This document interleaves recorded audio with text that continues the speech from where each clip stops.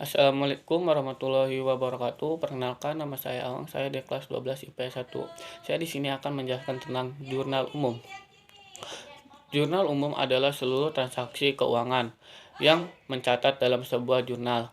Idealnya, jurnal umum dibuat dengan memasukkan informasi dari penerima tiket, penjualan, transaksi dan faktur, dan sumber data lain yang menunjukkan transaksi keuangan. Dan jurnal umum juga mempunyai fungsi, yaitu fungsi historis, fungsi informatif, dan fungsi struktur. Dan inilah contohnya sebagai berikut. Contoh jurnal umum, saya mengambil dari PT Jaya Anugrah. Kita pertama harus membuat tabel terlebih dahulu. Langsung saja. Nomor 1, 8 Januari 2018.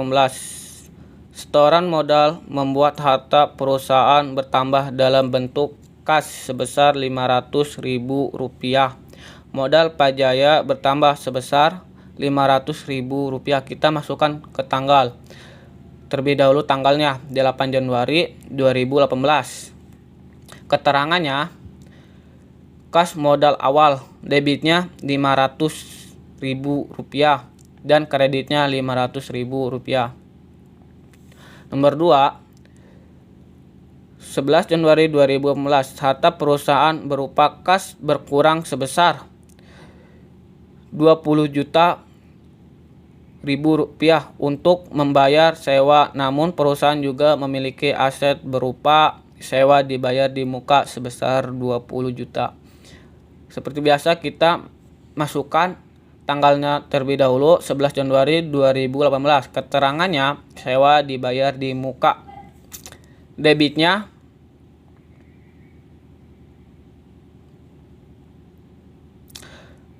perusahaan berupa kas berkurang sebesar 20 juta. Kita masukkan ke debit. Namun perusahaan juga memiliki aset berupa sewa dibayar di muka sebesar 20 juta. Kita masukkan ke kredit. Terus nomor 3, 18 Januari 2018, aset perusahaan berupa peralatan bertambah sebesar 10 juta dan berupa perlengkapan sebesar 5 juta. Tetapi aset berupa kas perusahaan berkurang sebesar 15 juta. Pertama kita masukkan tanggalnya terlebih dahulu 18 Januari 2018. Keterangannya peralatan perlengkapan kas. Debitnya berupa peralatan bertambah sebesar 10 juta dan berupa perlengkapan sebesar 5 juta rupiah. Kita masukkan ke debit 10 juta dan 5 juta. Kreditnya, tetapi aset berupa kas perusahaan berkurang sebesar 15 juta. Kita masukkan ke kredit. Nomor 4, 20 Januari 2018, pendapatan dari penjualan membuat pendapatan bertambah sebesar 10 juta. Aset perusahaan berupa kas berkurang sebesar 10 juta. Kita masukkan tanggalnya terlebih dahulu 20 Januari 2018. Keterangannya kas pendapatan. Debitnya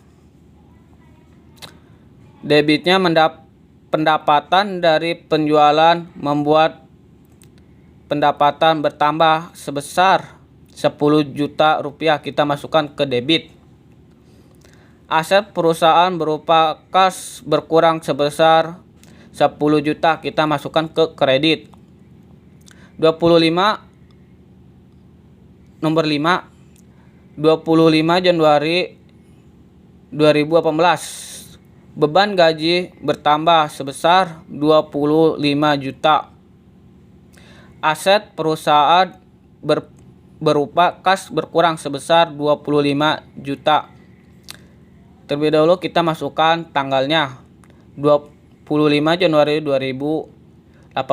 Keterangannya, beban gaji kas. Debitnya, beban gaji bertambah sebesar 25 juta, kita masukkan ke debit.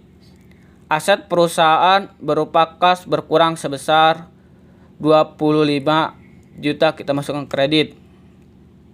Nah, pas itu kita menjumlahkan debit dan kredit.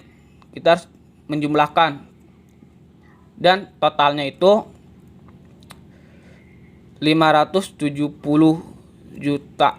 Ya, sekian dan terima kasih. Wassalamualaikum warahmatullahi wabarakatuh.